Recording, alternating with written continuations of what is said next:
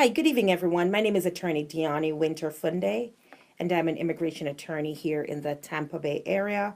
Practice primarily in Florida, but also take cases outside of Florida as well. And if you'd like to introduce yourself. Yes, thank you. Hi, everybody. I'm Vivian Cortez Hodds. This is my first time on one of these live Facebook groups, so I'm very excited to be here. I'm a family law attorney. I have a practice in downtown Tampa, and I'm happy to answer any questions that you have for me today. So today we're gonna do some Q&A, and I'm looking at my phone to get questions. So if you're curious of why I keep looking down, is because we're gonna be asking questions live. So first we'll cover some FAQs. So we can start with Vivian. Okay. So tell us what are frequently asked questions that people come to you with. Okay. So one of the questions that I get very frequently as a family law attorney is, can I file for divorce in Florida? If I've recently moved here, what's the requirement to file for divorce in Florida? And the requirement is that you have to have lived in Florida for at least 6 months before you're able to file for divorce. And you've got to prove that you've been a resident of the state of Florida for at least 6 months by using either your driver's license, voter registration card, or if you have a friend, family member, or coworker that can sign off on an affidavit to corroborate that you have been a resident of Florida. So I hear that a lot. Okay, and I know I get this question before. If I pay child support, does that give me rights to my child? No, it does not. So if you have a child support order only through particularly the state of Florida Department of Revenue, you do not have any time sharing, you don't have any parental responsibility to that child. So if you want to have any kind of parental responsibility or decision making, time sharing, and a parenting plan with the child, particularly if you're not married to the mother of that child, you have to file a court case, a separate court case from your child support case. That's called a paternity action.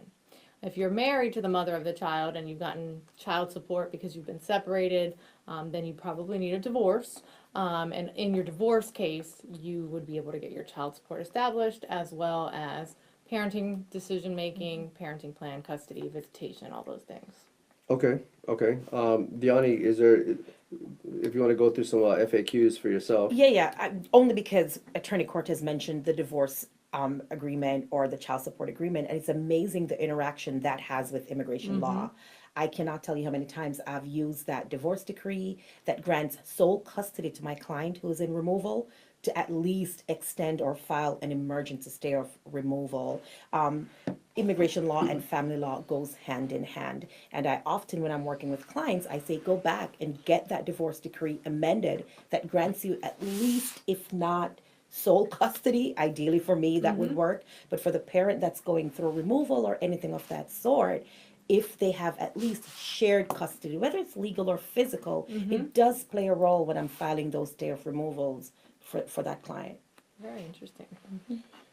One of the questions that I get, and this is on the personal injury side, what happens if you're involved in a car accident and you don't have insurance? Or you're a passenger in a car accident and you don't have insurance, are you covered? And one of the answer is, if you don't have insurance, if you don't have a car in your name, you can still qualify under the PIP for the person that you were in the car with. As far as for medical and lost wages, and we can still sue the other carrier for coverages. That comes up quite a bit. Also, we had a scenario now that was a passenger in the car. It was a 3-car accident, issue of liability, and so we're literally going through that at the moment. And they're trying not to pay on the property damage, but they've accept the liability.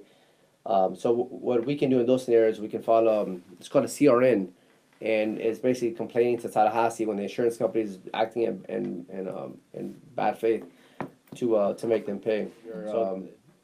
I have a question about related to personal injury. How important is having a police report when you are making a personal injury claim, or just reporting to your insurance company that you've had an accident and maybe you just felt like, oh, I didn't call the police because I was in a hurry, but then later you're reporting to your insurance the damage? Can you talk a little bit about that? Yeah, that's actually a great question, because a lot of people, they don't want to wait for the police and they just want to exchange information. It's really, really important for you to get a police report because you need documentation. Because everybody inherently is telling the truth at that time when people are around. But the moment you drive away, people start lying and they start saying, "I didn't say that. That person hit me," or "This is how it happened." And then we run into an issue of liability, and then the insurance company will deny the at fault party will deny coverage because they'll say it's not their driver's fault. Their driver said something different when they did the recorded statement. So now we have the problem of we may have to file suit. We might have to file suit to depose people and go through this process. It creates something that could have taken maybe an hour. Now it takes months and months and months if we even get to that point. If it's not very clear cut, so it's very important. And on the same subject, we need to get this. We need to ask for a long form. A lot of sheriffs and law enforcement, they don't actually want to do this because it's a lot of work. But a lot of times they just want to do a quick thing if there's no injuries, because people feel pain the next day. They don't always feel pain the same day unless it's pretty substantial. The next day you feel like I hit by a truck. So the long form, it goes into detail, and it has like a narrative of what they write in detail of what happened in the accident, Okay. and they draw a map. On the short form, they don't do none of those things. Okay. So then later on, we have one that the police cited the other party at fault, but because they didn't do a long form, the teenage driver that hit my client, that my client didn't speak English, which is another problem we can talk about, because they discriminate a lot towards like people that don't understand the language. They took the word of a 17-year-old high school kid that it wasn't his fault after the police cited him, and that they rejected liability because they said there's no narrative on the long form.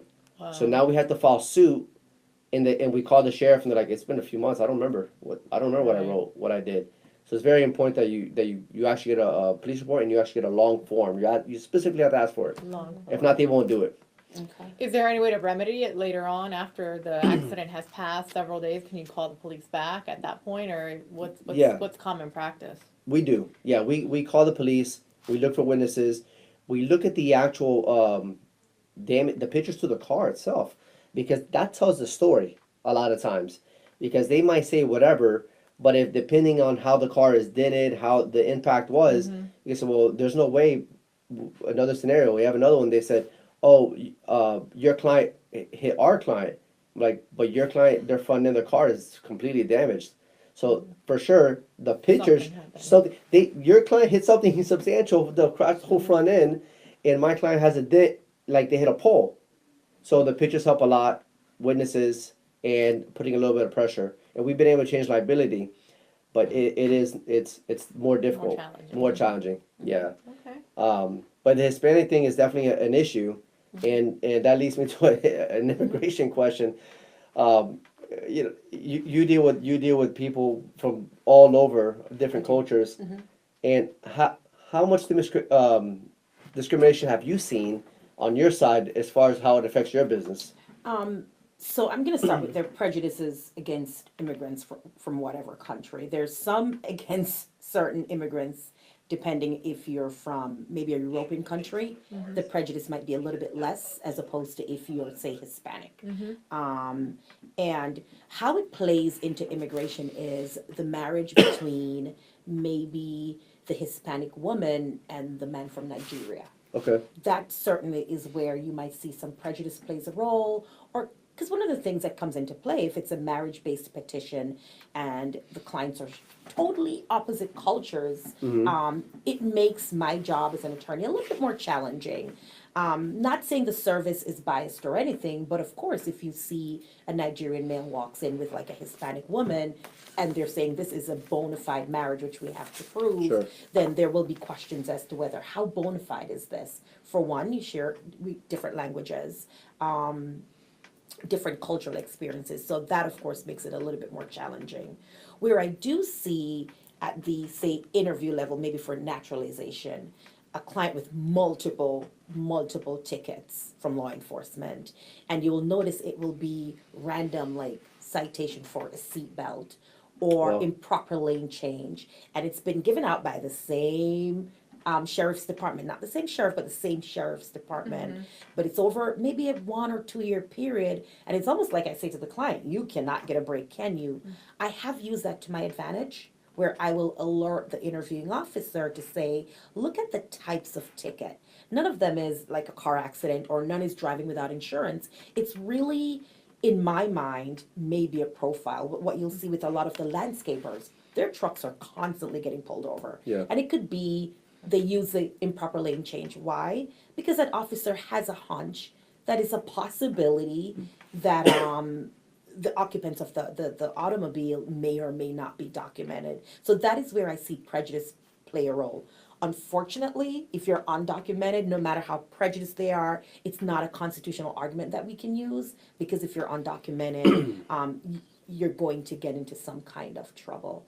I want to piggyback on something you said earlier too, because the family lawyer is in the room with my divorce clients, meaning we just got married and they're sitting at the family law attorney's office. They've obtained their green card, conditional, meaning it's only for 2 years, Right. because the marriage is less than 2 years. Right, and now they want to get divorced. And now they want a divorce. I They get come that see question you. all the time. Please call the immigration lawyer first. So what is the effect of a divorce on an immigration process? I represent, as part of my practice, I would say about half of my clients are non-English speakers, primarily Hispanics, from other countries, and they are either green card holders that have the conditional green Yes. card. Their conditions have not been removed. Yes. So I hear that question all the time. I'm so afraid of my immigration status. Yes.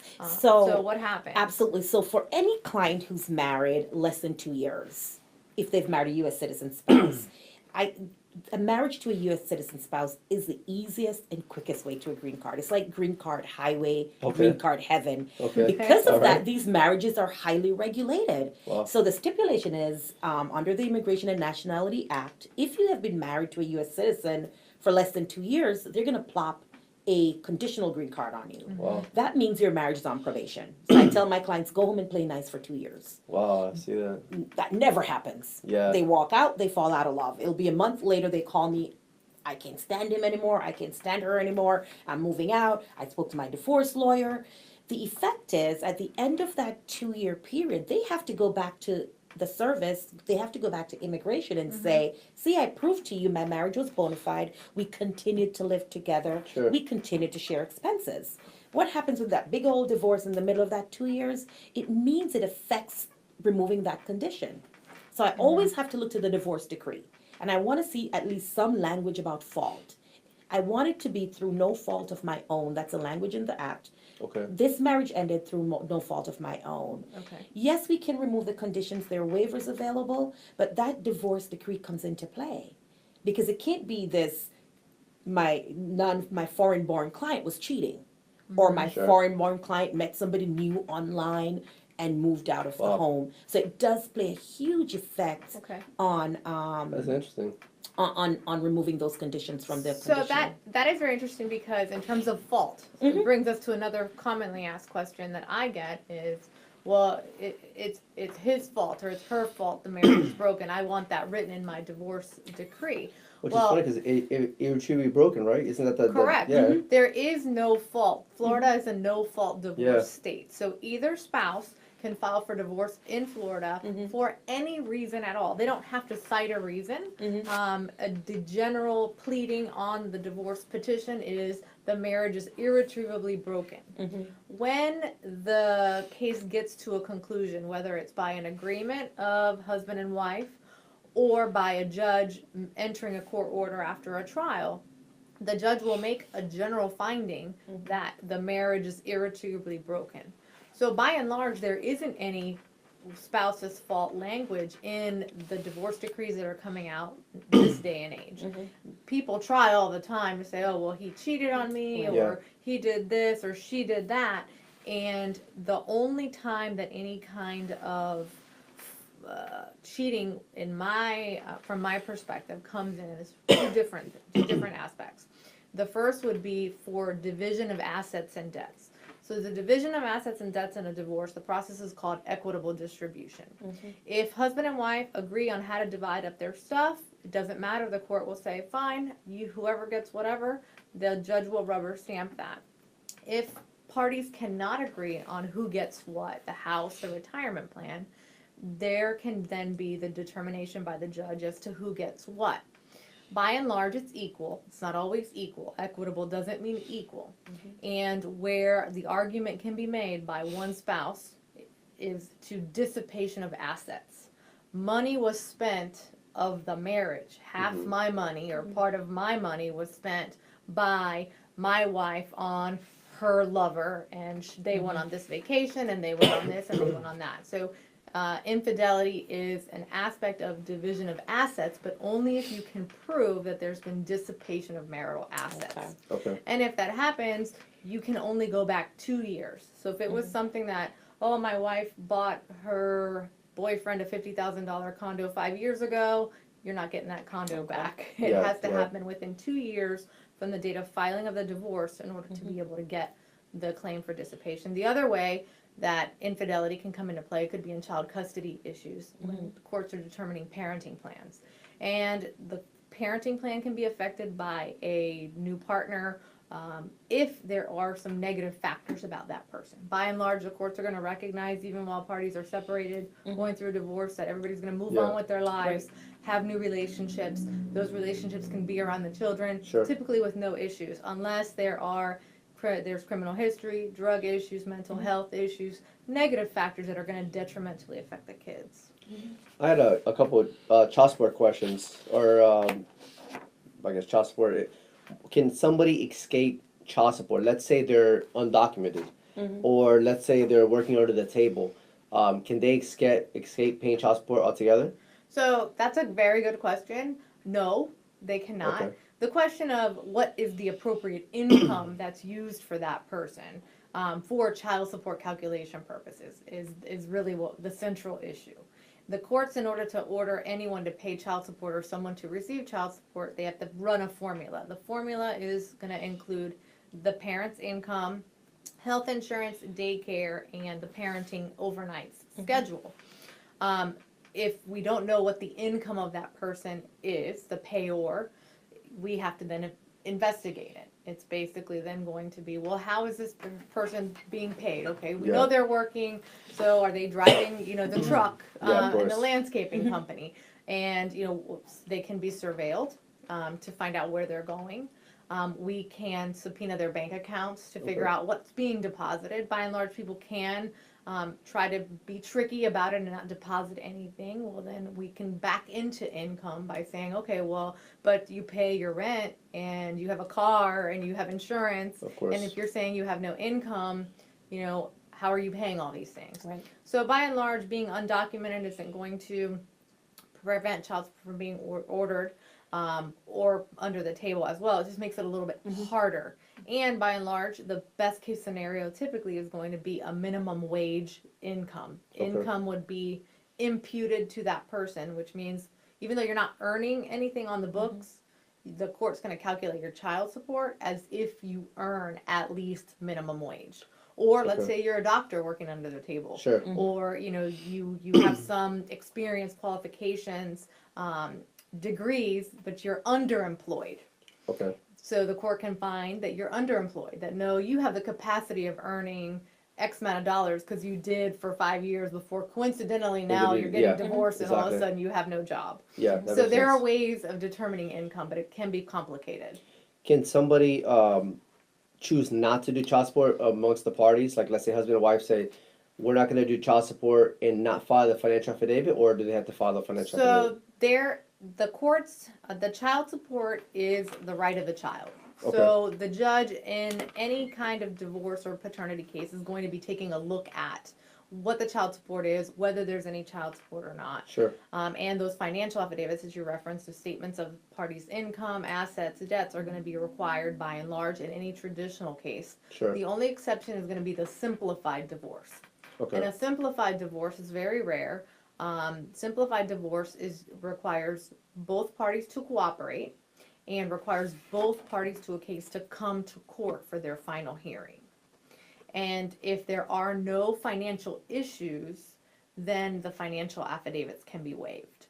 But if there are child support, if there's children involved, those financial affidavits are going to be required. Now, we can, if the parties are in agreement, we can run the child support calculations and show the court, look, this is how we determined that no money is going to change hands, so that the court will then approve that $0 exchange. Those will happen if you have two parents who earn about the same and who share about the same amount of time with the child. Because remember, you've got to run the formula. Sure. If you've got a parent who earns significantly more than the other parent and they have majority time sharing, they have more time with the child, well, then there's going to be some child support number. And Sure. the court's going to require a child support calculation to be filed in the court file, so that they can justify what that number is. And the reason for it is for future modification purposes. Okay. Because that couple might have been in agreement. That day. Okay, yeah, you don't have to pay me anything, but I can't. Down the road, their circumstances change. Either Sure. somebody could lose their job, somebody could get injured or ill.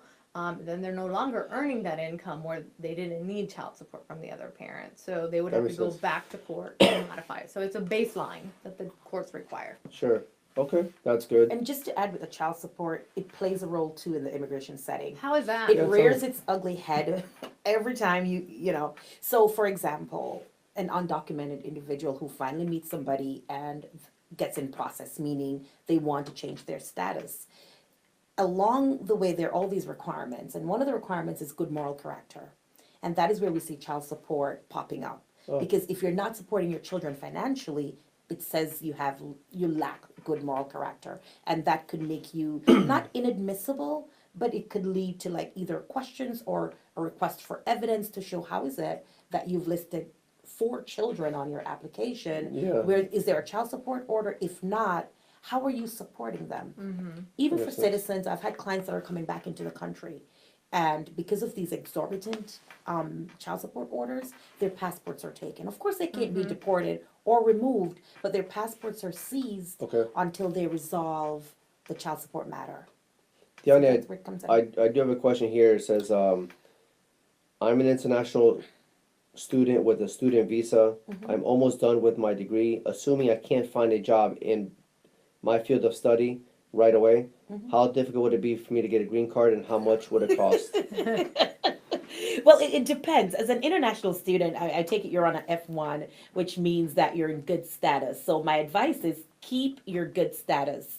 One of the things you could do is try to see if you can qualify for OPT. There's lots of options after you've finished your first bachelor's, if you want to continue, or if you want to see if you can get practical training that extends you for 2 years post your graduation.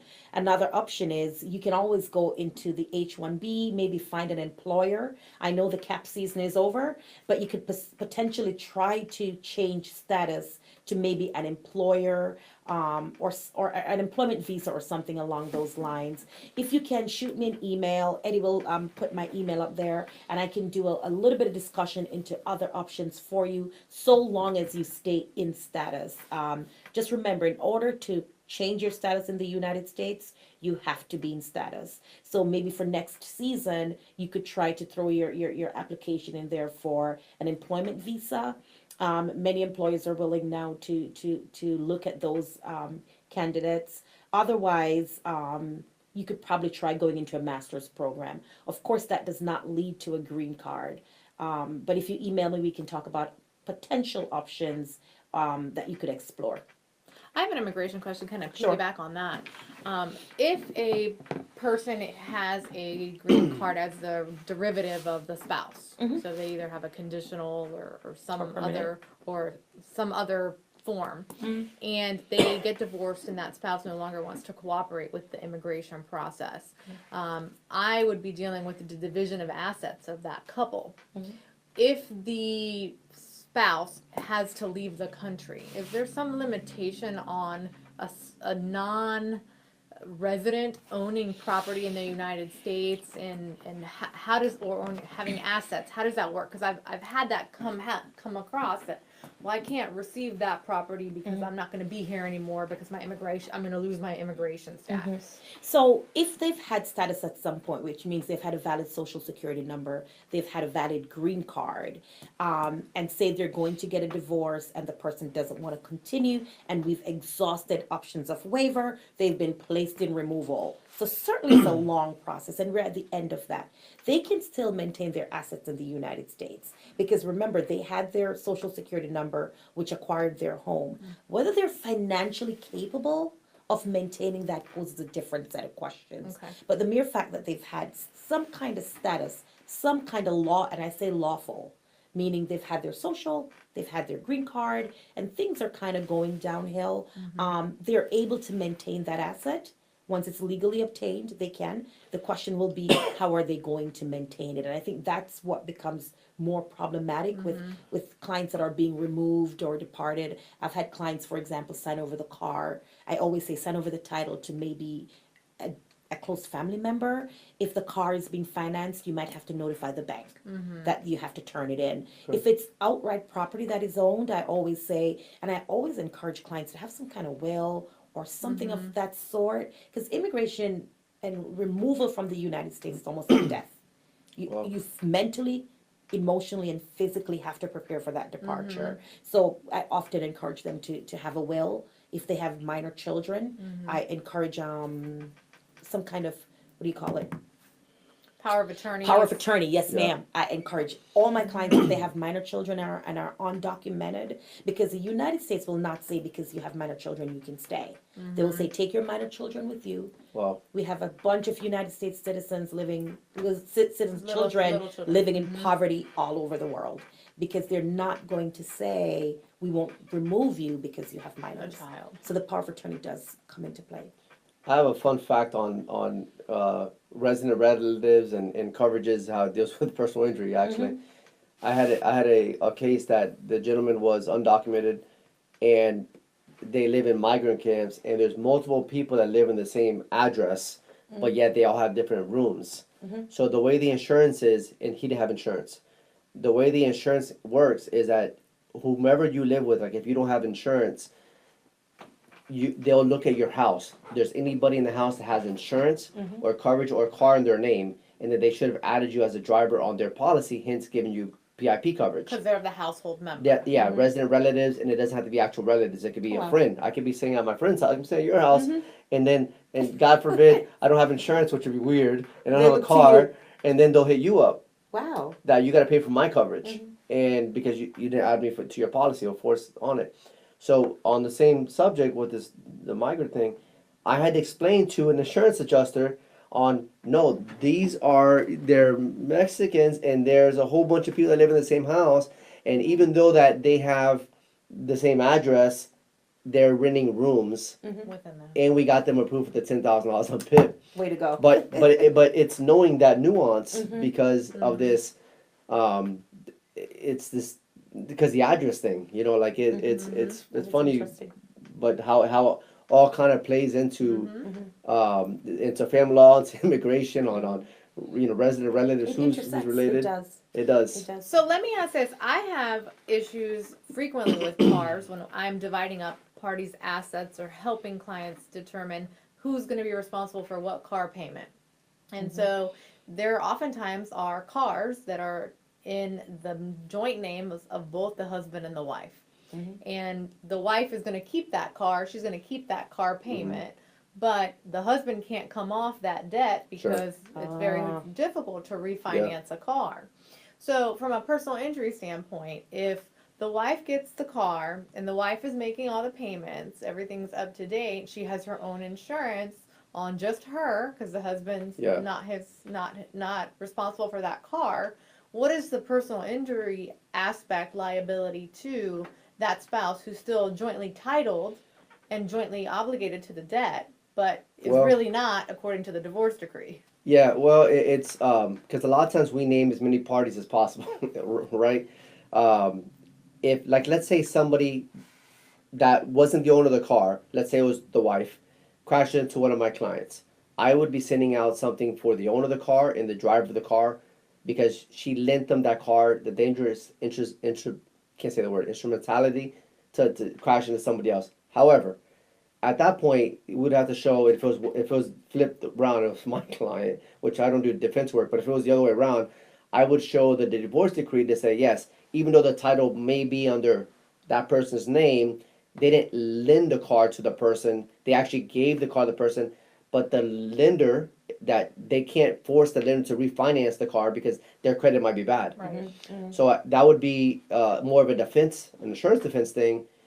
But if I was on the other side, that's what I would You'd be assume. suing everybody. I sue everybody. So I sue everybody because I would say, well, no, that's the wife's car and he's the driver, and they're both liable because he lent the car to the person. Oh, okay. And then they would have to fight it later on and say, no, it's... Here's my divorce decree Here's that my divorce says decree. she's holding me harmless from any damage. Exactly. So does that work? That language, I put that language all the time in there. Wife shall indemnify and hold harmless the husband from this vehicle.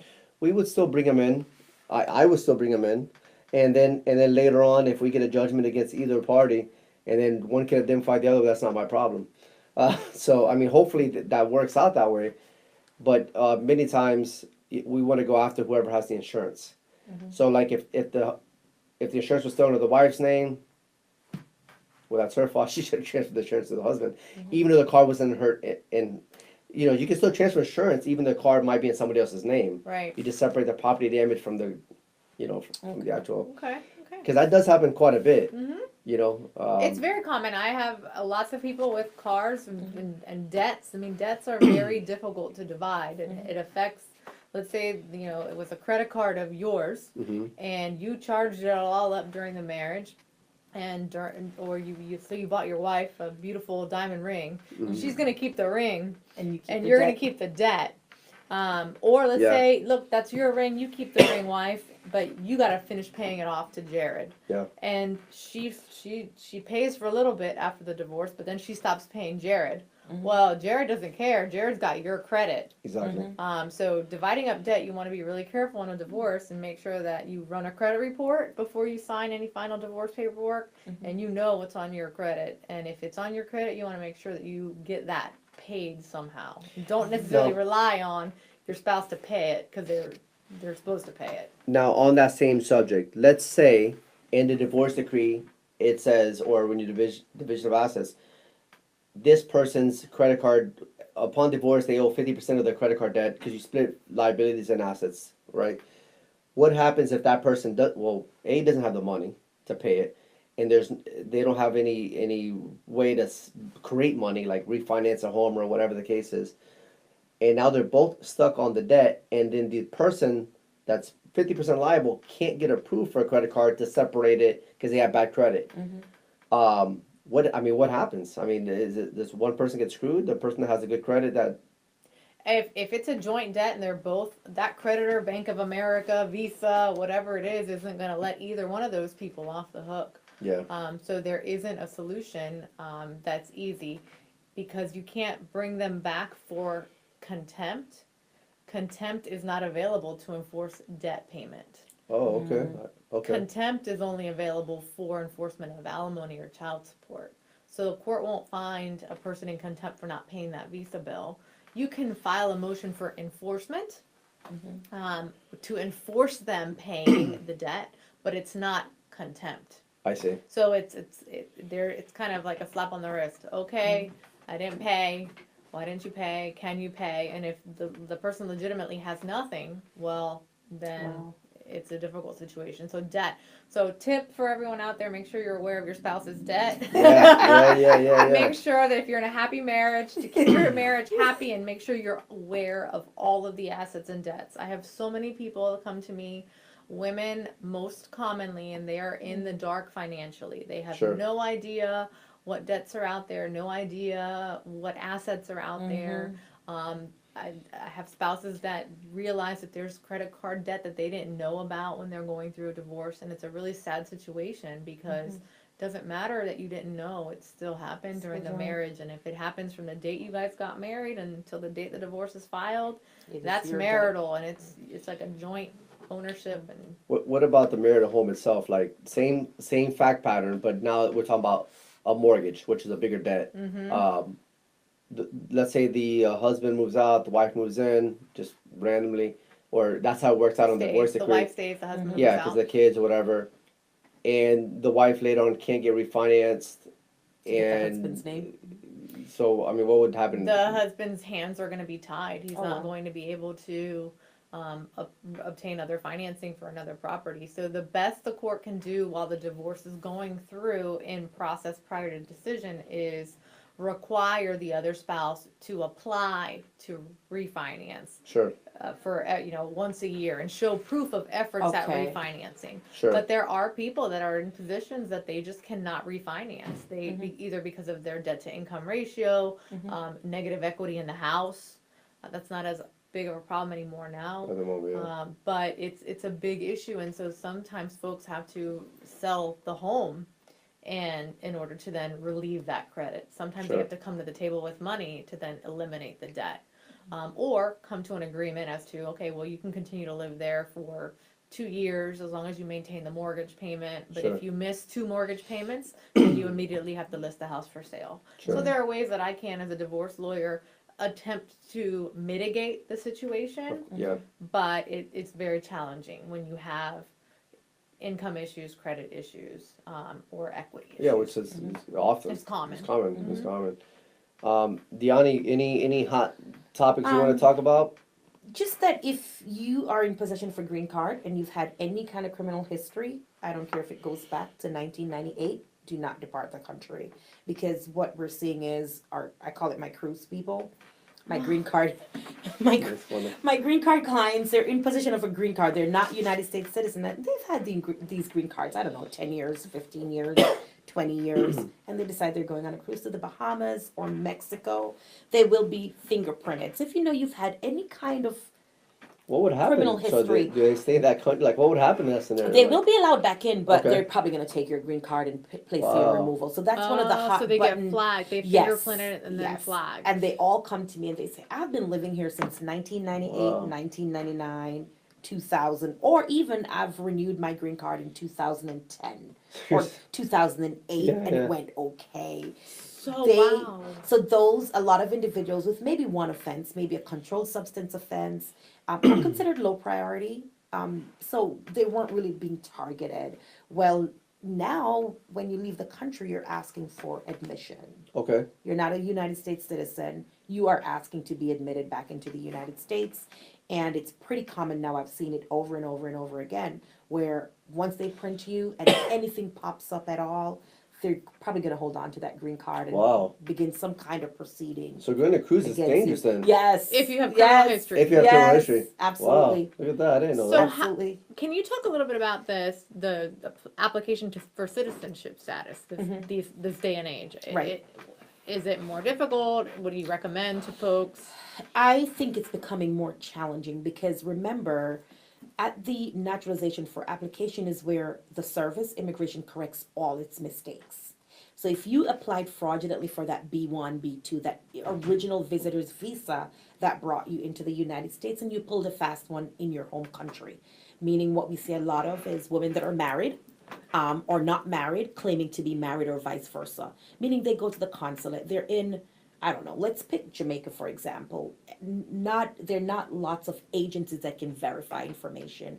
Or if you're in India or you're somewhere else and you're applying for some kind of visa to enter the United States and you've obtained fraudulent documents and you've lied on the initial application, naturally, and you'll get away with it. You'll get your green card, you'll live here happily and everything is fine. Then you submit that naturalization application. The moment you do that, the service pulls your entire immigration file. They pull the documents if you got your green card in your home country at the consulate. They pulled if you've applied for a B1, B2. They pulled whether you married somebody to get a green card. So that is a place, and everybody gets shocked when they're sitting at their interview and the officer asks them, who is Jane Doe? That is the spouse that you claim to have had back in India in 1985 that you never had. Wow. And that is where the service corrects itself. Or if you've submitted some kind of, investment visa and you come into the country and you think you're in, and they go back and they say, where was this business that you had in India?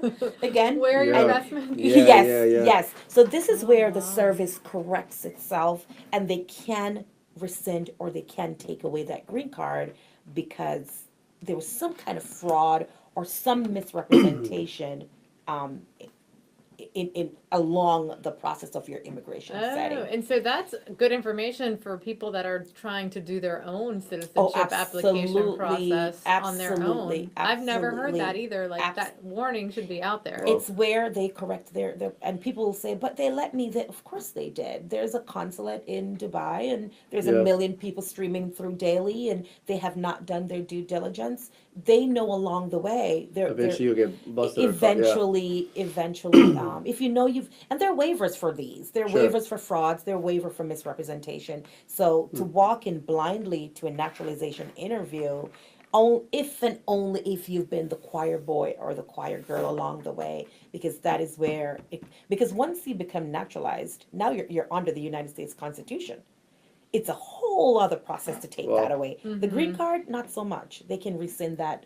Any immigration judge can rescind your green card. So that is where I would say to be the most cautious. Wow. If you don't want to use an attorney, at least complete a FOIA for I your think you immigration should. file. Use an At attorney. least get it. So that it's you can You verify can what verify- was provided before. You can corroborate your story. At least you have your entire file in front of you, and you can make sure. Even if, sometimes you forget. Sure. So sometimes you really do forget, but you want to make sure you don't have a lot of moments of forgetfulness. Yeah, because then that's it the other turns into a lie. How long does it take to get that information back? That FOIA. FOIAs request? take about maybe 6 months. That's what I've seen. It can be done electronically. USCIS.gov, I believe, can give you information about Okay. submitting a FOIA electronically. I know in my practice I've had to make some requests, and I haven't done it for many years, but there's an affidavit that the spouse signs, the affidavit of 6 to 4, the the affidavit of support. So I've used that in alimony cases where the spouse was sponsored by the Financial citizen, documents. and we used that to support. Well, no, there was this was in addition to all the other things that have happened in this marriage. You know, he most often he signed the affidavit of support for this wife, and now he's left her. And it's good for 10 years, and it can be enforced. It's a legally enforceable document. We don't see a lot of action on the affidavit of support, but I do warn clients, you're signing an obligation for 10 years to be financially responsible for whomever you bring into the country. I haven't seen a case of anybody really enforcing it, but it's a legally enforceable document. I have seen divorce cases that Good. use That's good. so for support. Vivian, do you have any big takeaways while we wrap up? Because I know we said 30 minutes and now we're close. You can't put 3 Yeah. attorneys in a room. Yeah, This is yeah, what Well, yeah. this has happens. been really great. No, Yeah. I have learned a lot about immigration. I hope that we've shared some valuable information with everybody. And the only other thing, and if you guys want to leave your phone number, and I'll leave mine. If you if you want to tell everybody your number and Okay. how people can So contact to you. reach me, 813-221-1366, 813-221-1366. And Vivian. And 813-514-0909, 813-514-0909. And as you guys know, I'm Attorney Edward Reyes. I mean, I'm on Facebook a lot. So I have a quick public service announcement. I'm actually looking for, because we're doing a lot of changes in Tampa Bay right now, as far as looking for victims and families of victims that have been affected by pedestrian-related bicycle accidents. I'm joining a lot of groups like Tampa Bay Transportation Groups and TMBO, a lot of different organizations that we're trying to get part of to change laws with lobbyists for crosswalks and for street signs and things like that. Absolutely. But in order to do that, we need voices. So anybody out there that is watching this, of course, it doesn't have to be like a client for me to have a client. It's just, even if you experienced these things in the past, we could use as many people as possible to make change in Tampa Bay. And our number at the firm is 813-421-3411. It's 813-421-3411. So. Thank you.